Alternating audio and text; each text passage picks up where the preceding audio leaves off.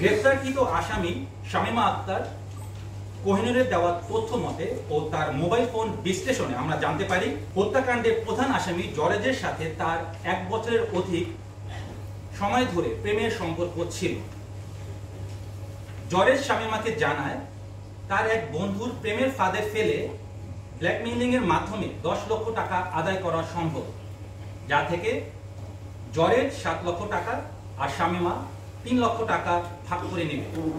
উক্ত পরিকল্পনা অনুযায়ী শামীমা ভিকটিম আশরাফুল ইসলামের সাথে 1 মাস পূর্ব হতে মোবাইল ফোনে যোগাযোগ শুরু করে এবং তাকে তার প্রতি আকৃষ্ট করার চেষ্টা অব্যাহত রাখে। তারই ধারাবাহিকতায় মোবাইল ফোনে তাদের নিয়মিত অডিও এবং ভিডিও কল চলতে থাকে।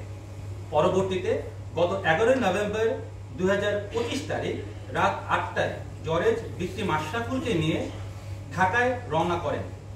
ঢাকায় আসার পর গত 12 নভেম্বর 2025 তারিখ জরেজ ও আশরাফুল শামীমার সাথে দেখা করে ঢাকা মহানগরীর শনির আকরার নূরপুর এলাকায় 5,500 টাকা দিয়ে একটি বাসা ভাড়া করে তিনজনই একত্রে ভাড়া বাসায় ওঠেন। শামীমা মালটার শরবতের সাথে ঘুমের ওষুধ খাইয়ে হালকা অচেতন করে যাতে বাইরে হতে জরেজ অন্তরঙ্গ মুহূর্তের ভিডিও ধারণ করলে আশরাফুল তা বুঝতে না পারে।